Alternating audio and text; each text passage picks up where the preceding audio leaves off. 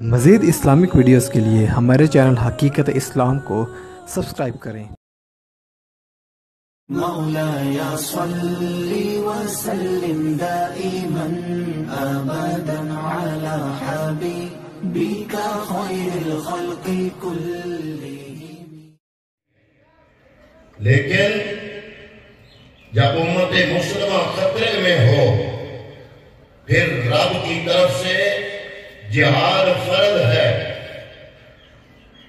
اور اگلی آیت میں اللہ نے فرمایا وَمَا لَكُمْ لَا تُقَاتِلُونَ فِي سَبِيلِ اللَّهِ، تمہیں کیا ہوا ہے، تم اللہ کی راہ میں جہاد نہیں کرتے، وَالْمُسْتَضْعَفِينَ، اور تم میں کمزور لوگ، وَالْمُسْتَضْعَفِينَ مِنَ الرِّجَالِ، مردوں میں سے کمزور لوگ، وَالنِّسَاء، اور عورتیں، وَالْوِلْدَانِ، اور بچے، الَّذِينَ یقولون، جو لوگ یہ کہہ رہے ہیں ربنا، اے ہمارے رب، اخرجنا من هذه القرية الظالمة، وہ بچے چھوٹے چھوٹے، وہ عورتیں اور وہ کمزور ضعیف لوگ وہ کہہ رہے ہیں، قرآن مجید کی آیت کا ترجمہ عرض کر رہا ہوں، یقولون،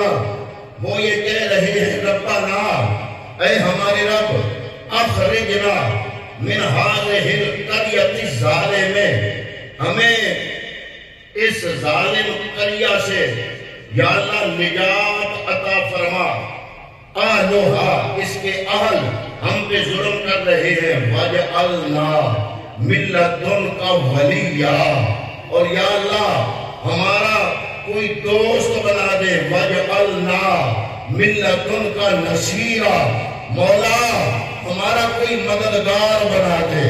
حضرات محترم، میں نے صرف قرآن مجید کی ان آیات کا ترجمہ پیش کیا، یہ سورہ نساء کی آیات طیبات ہے، اور یہ آخری آیت طیبہ جس کا ابھی میں نے ترجمہ کیا، یہ اتر رہی تھی ان لوگوں کے لیے جو مکے کے اندر کافروں کے ظلم کا نشانہ بنے ہوئے تھے، لیکن آج اس دور کے اندر ہمارے مسلم حکمران جب قرآن مجید کا مطالعہ کریں، سورہ نساء کی ان آیات کو غور سے پڑھیں تو یوں محسوس ہو رہا ہے کہ اللہ رب العالمین کا قرآن مجید رب کا کلام ابھی فلسطین کے لوگوں کے حق میں نازل ہو رہا ہے۔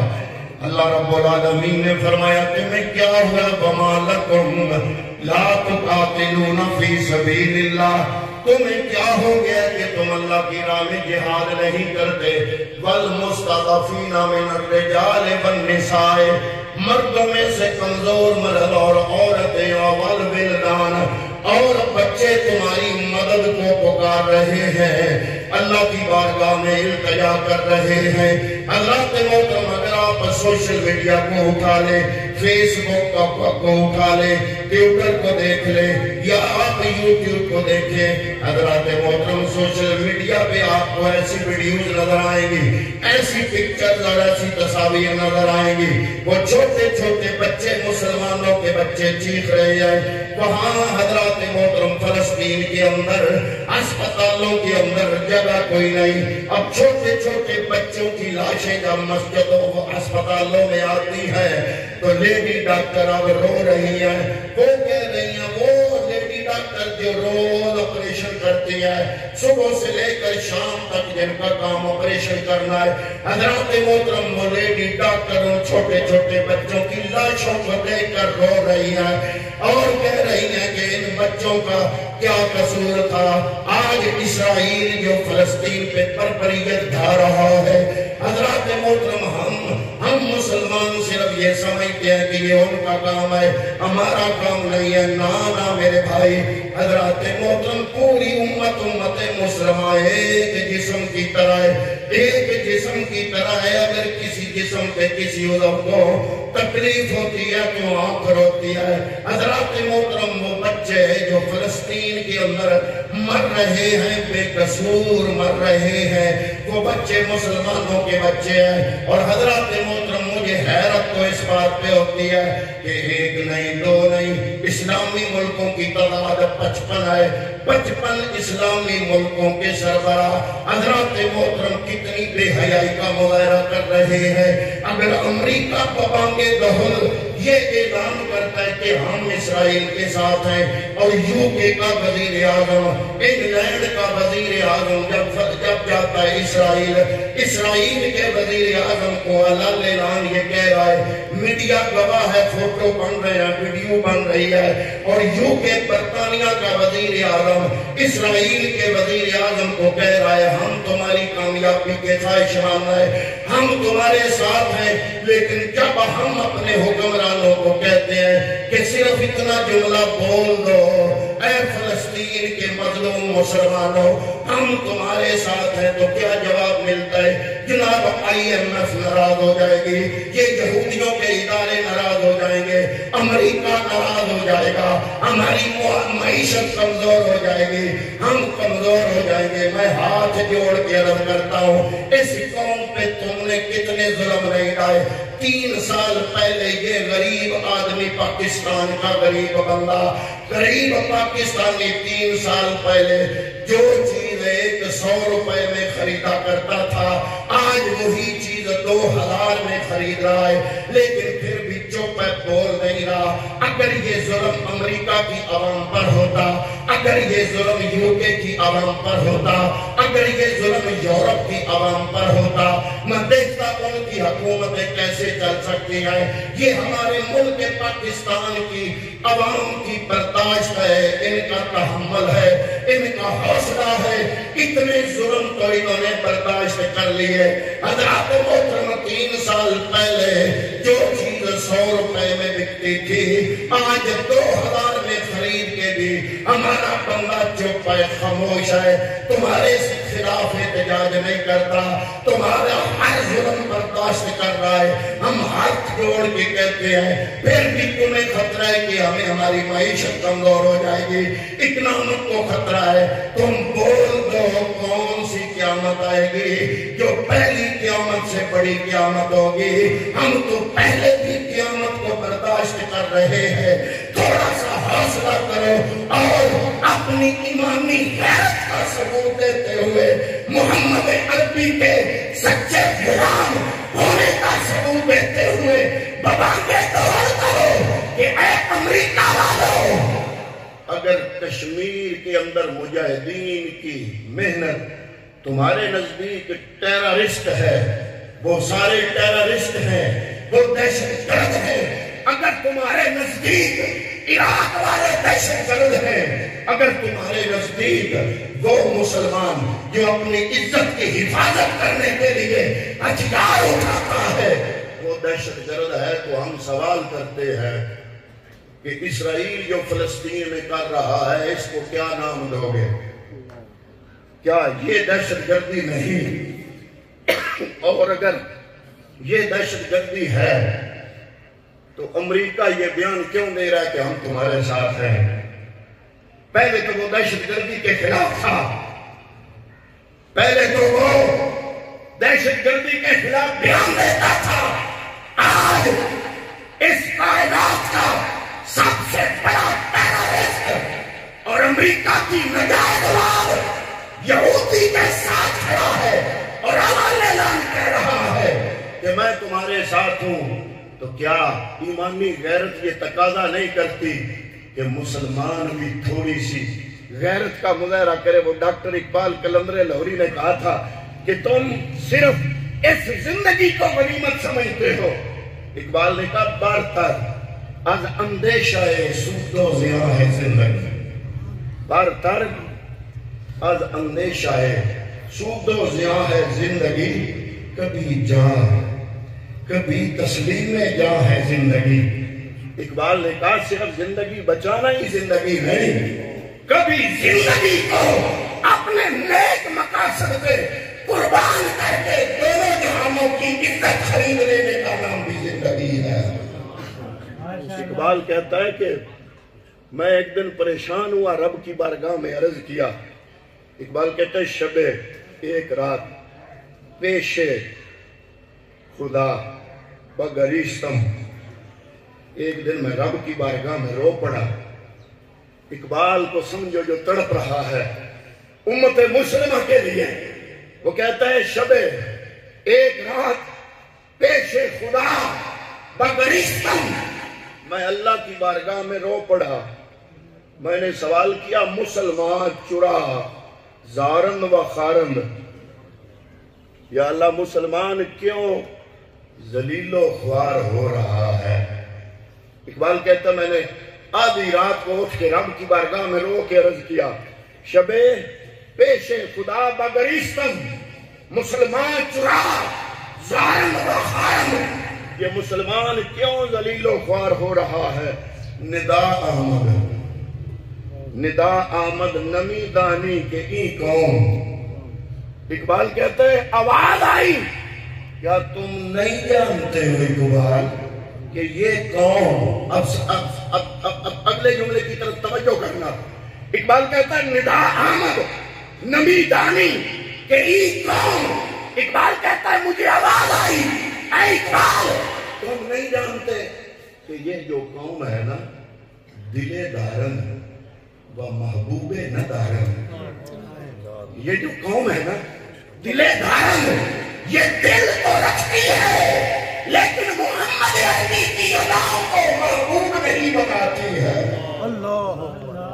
یہ قوم کاش اپنی تاریخ بھول گئی۔ حضرات محترم اگر تاریخ کے جھروکوں سے دیکھو تو کئی جھروکوں سے تمہیں روشنی پھوٹتی نظر آئے گی۔ میں اگلے دن سٹڈی کر رہا تھا تو میں ہسپانیہ کی تاریخ کو دیکھ رہا تھا کہ جب طارق ابن زیاد نے وہاں پہ ہوا کیا کہ روڈرک ایک ان کا بادشاہ تھا، اس نے اپنے گورنر کی بیٹی کو تعلیم و تربیت دینے کے لیے اپنے محل میں بلایا۔ تھا اس کا گورنر جولین اس کا نام تھا، اس کی بیٹی کو اعلیٰ تعلیم و تربیت کے لیے اپنے محل بلایا، اور یہ روڈرک بادشاہ جو ہے اس نے اس گورنر کی بیٹی کی عصمت دری کر دی، اس کی عصمت کو تار تار کر دیا، اس کی عزت لوٹ لی۔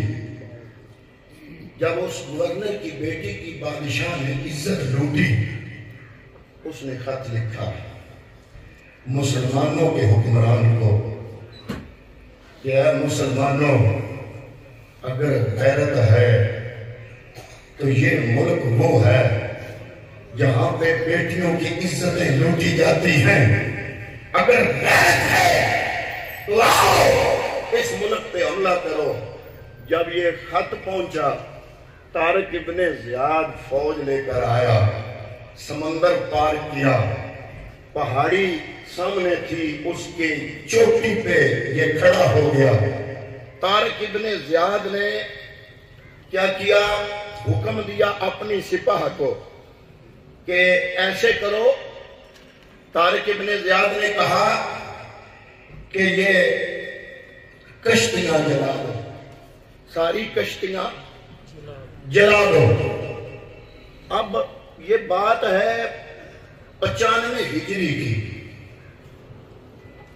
یعنی حضور نبی کریم صلی اللہ علیہ وسلم کے ظاہری پردہ فرمانے کے 85 سال بعد، اس وقت طارق ابن زیاد کے لشکری آپ اور میرے جیسے لوگ نہیں تھے، وہ تابعین تھے یا صحابہ تھے۔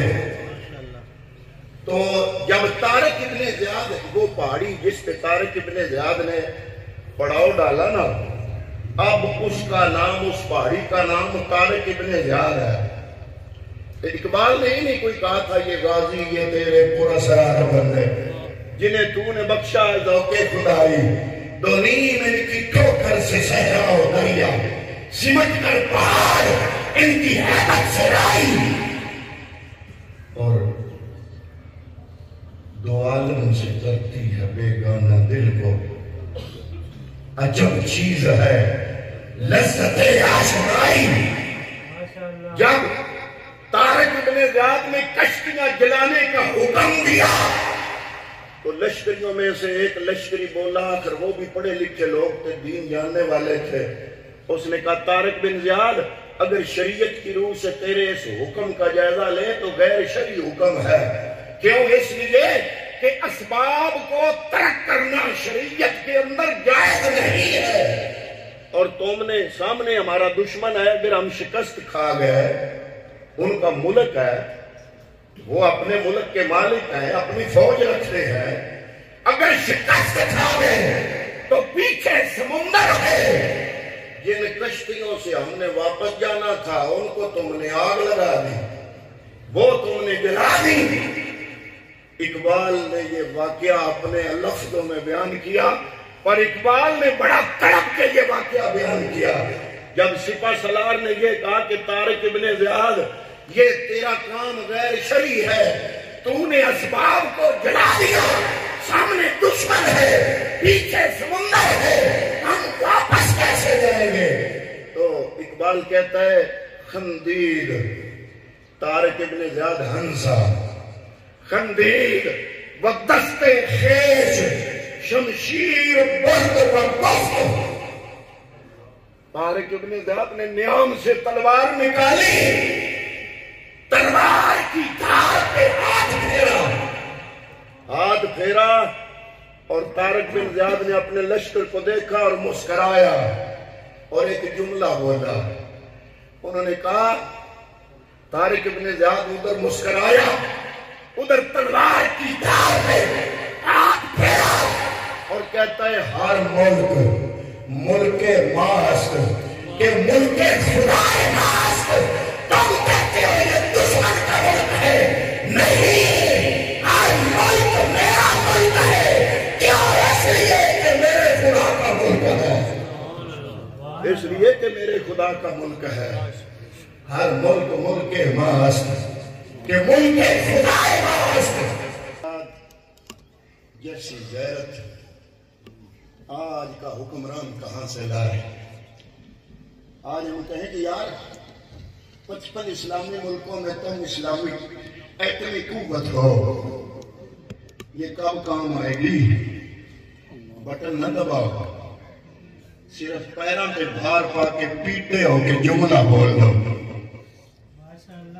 ہم یہ نہیں کہتے فائر کرو، ہم یہ کہتے ہیں کہ قدم جما کے غیرت ایمانی کو دل میں لا کے جو ظلم ہم سہ رہے ہیں اس سے آگے بڑا ظلم کیا ہوگا؟ غریب سے پوچھو زندگی کیسے گزار رہا ہے، تم جواب دیتے ہو معیشت کمزور ہو جائے گی۔ معیشت پہلے کون سی تکڑی ہے، ایک آواز اور اٹھتی ہے، اور جی ان کی پروڈکٹس بند کر دو۔ کسی حد تک میں بھی اس کے ساتھ تو ہوں، لیکن ایک شرط کے ساتھ۔ انہوں نے کوک بنائی، انہوں نے پیپسی بنائی، تم نے کوک اور پیپسی کے بدلے کیا بنایا کہ ہم کوک اور پیپسی چھوڑ کے وہ اپنا لیں؟ کیا تمہاری قوم کا نوجوان اس قابل کہ کوک جیسا فارمولہ تیار کر کے کوئی اچھا سا مشرقی مشروب تیار کر لے؟ کیا ہمارے اسلامی مسلم امہ میں کوئی کھرب پتی ایسا نہیں جو پیسہ لگا لے؟ ارے سب کچھ ہے، صرف ماحول مہیا نہیں کیا گیا۔ ہمارے ملک میں سب کچھ ہے، ہمارے ملک میں سب کچھ ہے۔ اب اگلے جملے یہ نہ سمجھنا میں کسی سیاسی پارٹی سے تعلق ہے، میرا کسی سیاسی پارٹی سے تعلق نہیں۔ ہمیں ماحول نہیں دیا گیا، ہمیں کبھی کسی کو گندا بنا کے جب ملک سے بدر کر دیا گیا، اسی کو 2 سالوں بعد ہیرو بنا کے واپس لوٹایا گیا۔ جس کو پہلے ہیرو بنایا گیا تھا اسی کو چور بنا کے اندر کر دیا گیا۔ 75 سالوں سے تم نے ہمارے ملک میں امن، استحکام، سلامتی آنے نہیں دی، ہمیں ماحول مہیا نہیں کیا گیا۔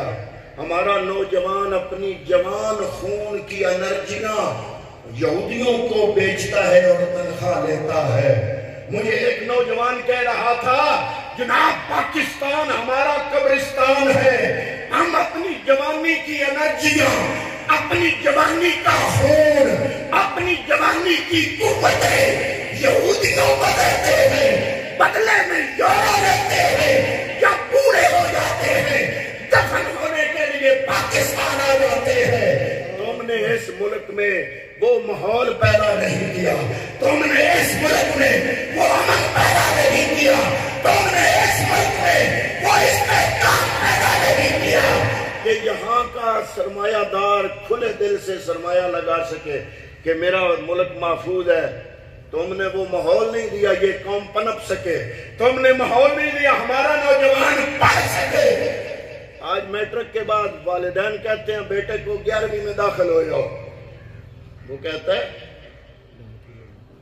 سی ایس ایس کرنے کے بعد بھی لاکھ تنخواہ ہوگی میری، وہ بڑا افسر بن بھی گیا تو میں کیوں نہ ڈونکی لگا کے جاؤں، وہاں پہ ان کے کتے نہ لاؤں گا تو مہینے کی تنخواہ 3 لاکھ تو ہوگی نہیں۔ آج کے نوجوان کی انرجیاں تم نے بیچی، آج کے نوجوان کی جوانی یہودیوں کے کام آ رہی ہے۔ جب بوڑھا ہو جاتا ہے تو دفن ہونے کے لیے پاکستان آ جاتا ہے۔ تم نے اپنے ملک کو قبرستان بنا دیا۔ ایک جا رہا ہے یہ جی یہودی تھا، یہ یہودیوں کا ایجنٹ تھا جی، یہ انڈیا کا ایجنٹ تھا، یہ جی چور تھا، اس نے چوری کی، اس کو جیل کر دیا، گندا بنا کے نکالا، گندا بنا کے، اب اسی منہ سے وہ ہیرو بنا کے لا رہے ہو۔ تم نے اس ملک سے کیا سلوک کیا؟ ایسا سلوک تو دشمن بھی نہیں کرتے اپنے ملک کے ساتھ۔ تو حضرات محترم، میں یہ عرض کر رہا تھا کہ آج کا نوجوان ٹھیک ہے اپنی محنت کرے، ہمت کرے، کیا کوک اور پیپسی کے بدلے ہم چھوڑتے ہیں یہ یہودیوں کی پروڈکٹ ہے، لیکن اس کا متبادل دیا تم نے، کوک کا متبادل یہ شیطان جو ہے یہ قادیانیوں کی پروڈکٹ ہے۔ تمہارے پاکستان کی کوئی بھی جوس بنانے والی فیکٹری آج تک شیطان کا ذائقہ کیوں نہیں دے سکی؟ اگر دیتی تو ہم وہ اپنا لیتے، ہم شیطان چھوڑ دیتے، کیوں نہیں دے سکی؟ اس لیے کہ اندر کا ایمان کمزور ہے۔ جب ایمان کمزور ہوتا ہے تو کیا ہوتا ہے؟ پھر ہر کام میں بے ایمانی۔ آج کا مسلمان پاکستان کی بنی ہوئی کوئی شے خریدنے کے لیے تیار کیوں نہیں؟ اس لیے کہ اس کو پتا ہے یہ مسلمانوں نے بنائی ہے، مسلمانوں نے ملاوٹ بھی کرنی ہے، 2 نمبری بھی کرنی ہے۔ حضرات محترم، ہم صرف اکنامکلی کمزور نہیں ہے، ہم اخلاقی حوالے سے بھی کمزور ہیں۔ ہم گئے گزرے لوگ ہیں۔ اسی لیے اقبال نے کہا میں ادھی راتی آواز آیا جدوں میں پوچھیا یا اللہ اس قوم نو کی ہے تے رب آکھیا دلے دارند و محبوب نہ دارند۔ یہ قوم دل تو رکھتی ہے، محبوب نہیں رکھتی۔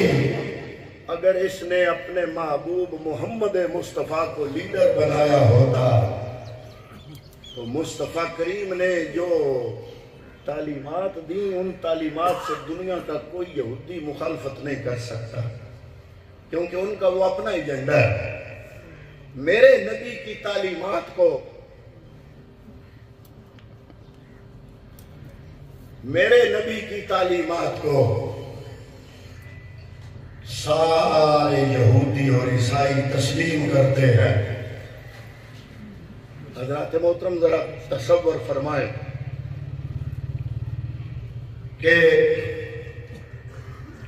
امام علی مقام میدان کرب و بلا میں ہے، 72 جانثار ساتھ ہیں۔ وہ کیا چیز تھی جس نے امام علی مقام کو 72 قربان کرنے پر تیار کر دیا؟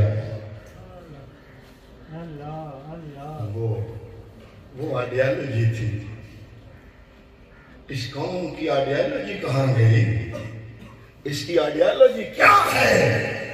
اس کی آئیڈیالوجی جناب محمد مصطفیٰ صلی اللہ علیہ وسلم کی تعلیمات ہے۔ اور میرے پیغمبر نے ہمیں کوئی عنوان ایسا نہیں چھوڑا جس پہ تعلیم نہ دی ہو۔ میرے محبوب کریم نے فرمایا اللہ کو راضی کرنا چاہتے ہو تو تمہاری جنت ماں کے قدموں کے نیچے ہے۔ اگر جنت جانا چاہتے ہو تو باپ کو راضی کر لو، باپ جنت کا صدر دروازہ ہے۔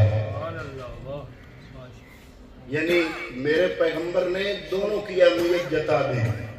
آج ہماری قوم کا حال یہ ہے کہ ایک چیز کو لے کے اس پہ زیادہ زور دیتے ہیں۔ اگر ماں کی شان میں کوئی حدیث پڑھ لی تو نعت خان بھی ماں کی شان باپ کو بھول گئے۔ مصطفیٰ نے فرمایا جنت ماں کے قدموں میں ہے، اندر داخل تب ہوگے جب باپ راضی ہوگا۔ حضور نبی کریم نے جو ہمارے زندگی گزارنے کے لیے جو میزان اعتدال عطا فرمایا، جو قسمتی عطا فرمائی، جو معیار زندگی گزارنے کا دیا ہے، اس میں اتنا توازن ہے۔ باپ کی محبت اور مقام بھی اس میں موجود، ماں کی محبت اور مقام بھی اس میں موجود۔ زندگی آئلی ہو، خانگی ہو، معاشی ہو، معاشرتی ہو، زندگی کا کوئی بھی پہلو ہو، میرے آقا انعامدار صلی اللہ تعالیٰ علیہ وسلم نے کوئی پہلو تشنا نہیں رکھا۔ حضرات محترم وہ کیا منظر تھا جب 313 تھے اور مدینے کے یہودی جو دکاندار تھے وہ پوچھ رہے تھے کدھر جا رہے ہو؟ تو وہ کہہ رہے تھے بدر میں جنگ لڑنے جا رہے ہیں۔ انہوں نے پوچھا کہ وہ تو 1000 کا لشکر، تم 313 اور 8 تلواریں تمہارے ہاتھوں میں، وہ بھی کسی کی نوک ٹوٹی ہوئی، کسی کا دستہ ٹوٹا ہوا اور کسی کی دھار پہ دندانے پڑے ہوئے، اور تم چلے ہو 1000 دشمنوں کا مقابلہ کرنے۔ انہوں نے کہا نہ تیرو تلوار پہ تکیا، نہ خنجر پر، نہ بھالے پر، بھروسہ ہے تو ایک سادہ سی کالی کملی والے پر۔ جب وہ لشکر جب گھر سے نکلا تو لوگ مذاق اڑا رہے تھے، 2 گھوڑے تھے، 2 گھوڑے، 8 تلواریں تھی، 6 ذرے تھی۔ لیکن بدر میں آئے، حضور نے پوچھا کیا کرنا ہے؟ صحابہ نے عرض کی یا رسول اللہ ایک جان ہی ہے، باقی سب کچھ تو مکے چھوڑ آئے ہیں۔ ایک جان ہی ہے، وہ جان بھی جناب کے ابرو کے حسابے پہ قربان کرنے کے لیے تیار ہے۔ پھر کیا ہوا جب بدر میں یہ لشکر پہنچا تو حضور اللہ کی بارگاہ میں ناز دکھا رہے ہیں۔ کیا عرض کر رہے ہیں؟ اللہم ان تولے ہذہ الإصابہ، یا اللہ اگر یہ گروہ ہلاک ہو گیا تو تو بھی سن لے، لا تعبد فی الارض الی یوم القیامہ، قیامت تک زمین پر تیری عبادت بھی نہیں کی جائے گی۔ یہ جملہ کسی پیغمبر نے نہیں بولا، یہ بڑی جرت والا جملہ ہے، بڑے ناز والا جملہ ہے۔ یا اللہ اگر یہ گروہ، یہ بڑی قابل توجہ جملہ ہے جو میں آپ کی خدمت میں عرض کر رہا ہوں، اگر وہ گروہ منافق ہوتا، استغفر اللہ، اللہ حضور کی یہ دعا ہونی تھی۔ حضور نے تو کہنا تھا یا اللہ موقع بڑا ہے، سارے منافق اکٹھے ہیں، ان کو سنبھال لے۔ پیغمبر عرض کر رہے ہیں مالکہ یہ گروہ، یہ 313 بندے، یہ محمد عربی کے دامن میں 313، اگر یہ ہلاک ہو گئے تو تو بھی سن لے، پھر قیامت تک زمین پر تیری عبادت بھی نہیں ہوگی۔ اس دعا کے پیچھے ٹل کیا تھا؟ صحابہ کی وفائیں، بولیے صحابہ کی اس دعا کے پیچھے اصل طاقت کیا تھی؟ صحابہ کرام کی وفا ہے۔ اور میں کہتا ہوں کہ جنہوں نے بدر میں اسلام بچایا ان کو بھی ہمارا سلام، اور جنہوں نے کربلا میں اسلام بچایا ان کو بھی ہمارا۔ اگر بدر میں نہ بچتا تو کربلا تک کیسے جاتا؟ کربلا تک جنہوں نے پہنچایا ان کو بھی ہمارا سلام، اور جنہوں نے 72 کٹا کے کربلا میں بچایا ان کو بھی ہمارا سلام۔ حضرات محترم، وہ امام علی مقام نے جو سوچنے کا معیار دیا وہ کیا ہے کہ آئیڈیالوجی پہ ہر رشتہ قربان کیا جا سکتا ہے۔ زندگی گزارنے کا مقصد اگر پیسہ ہو تو پیغمبر اکرم نے اس سے منع فرمایا دنیا کماؤ، بڑی کروڑوں میں ہو تو بے شک اربوں کماؤ، لیکن تمہارا مقصد دنیا نہیں ہونا چاہیے، تمہارا مقصد زیست مصطفیٰ کی رضا اور خدا کی رضا ہونی چاہیے۔ جہاں جاؤ دنیا کماؤ، دنیا کمانے سے منع نہیں کرتا اسلام، کماؤ، لیکن دلوں میں دنیا کی محبت جان گزی نہ ہو، اس دل میں محبوب کی ہو، اور وہ ہو تاجدار مدینہ صلی اللہ علیہ وآلہ وسلم۔ میرا عنوان چونکہ ایسا تھا حالات و واقعات کے مطابق، میں یہ عرض کرنا چاہتا ہوں کہ صرف 55 اسلامی ملکوں کے سربراہ، میں یہ نہیں کہتا، میں جتھے بنانے کے حق میں بھی نہیں ہوں۔ کیوں؟ اس لیے کہ اس کا تلخ تجربہ ہم پہلے دیکھ چکے ہیں کہ امریکہ مدد کرتا ہے روس کو توڑنے کے لیے تو وہ مدد امداد ساری وہ کہیں اور جائے نہ جائے مولانا فضل الرحمان کا پیٹ بڑھاتی ہے۔ ہم پرائیویٹ جتھے بنانے کے حق میں نہیں ہیں، لیکن ہم صرف یہ کہتے ہیں کہ پارلیمنٹیرین کا ایک اجلاس پارلیمنٹ میں بلاؤ، قرارداد پاس کرو کہ ملک پاکستان کی عوام اس وقت فلسطین کی عوام کے ساتھ کھڑی ہے۔ میرا مطالبہ ناجائز ہے؟ صرف ایک جملہ نہیں بول سکتے تم، اتنے یہ تم حکمران، بلکہ میں تو اگلے دن جمعے پہ کہہ رہا تھا، میں نے کہا قوم بیچاری کا کیا قصور ہے؟ قصور ہے 55 دلوں کا۔ انہوں نے کہا وہ کون؟ میں نے کہا 55 اسلامی ملکوں کے حکمران، جس قوم پہ حکمرانی کر رہے ہو اس کی غیرت کیوں بیچتے ہو؟ غیرت دکھاؤ۔ اگر یورپ کے چند ملک اکٹھے ہو کے یورو کرنسی بنا کے اکنامکلی مضبوط ہو سکتے ہیں تو 55 اسلامی ملک اکٹھے ہو کے اسلامی کرنسی کیوں نہیں بنا سکتے؟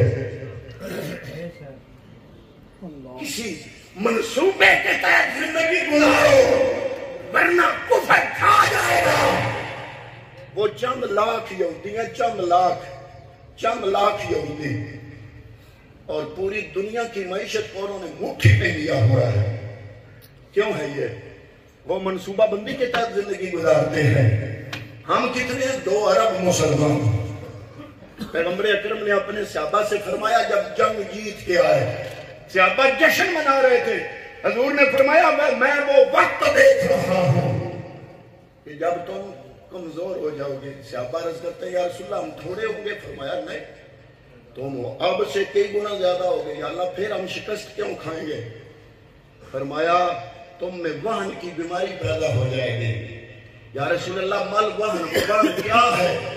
فرمایا موت کا خوف اور دولت سے پیار، یہ بیماری ہے آج ہم میں۔ اس کا یہ مطلب نہیں دولت نہ کماؤ بھوکے مرو، نہ۔ فقر جو ہے وہ رہبانیت نہیں سکھاتا، فقر صرف غیرت سکھاتا ہے، اور اس فقر کو رہبانیت نہیں کہتے، اس کو فقر غیور کہتے ہیں۔ پیسہ کماؤ ضرور پر پیسے کا پیار دل میں نہ پیدا ہو، دل کا قطب نما مدینے کی طرف ہو، چاہے اربوں میں کھیلو چاہے خربوں میں کھیلو۔ تو حضرات محترم یہ تو رونا ہے ہمارا، ہم روتے رہیں گے جب تک ہیں، جب تک یہ امت مسلموں کو خیال نہیں آئے گا۔ اور میں یہ عرض کرتا ہوں کہ یہ 55 اسلامی ملکوں کے حکمران اگر غیرت کھا جائیں میں سلام کرتا ہوں ایران کو، اس نے جرأت کا مظاہرہ کیا۔ اگر ایک ملک کر سکتا ہے، تم تو ایٹمی طاقت ہو، تم یہ جرأت کا مظاہرہ کیوں نہیں کر سکتے؟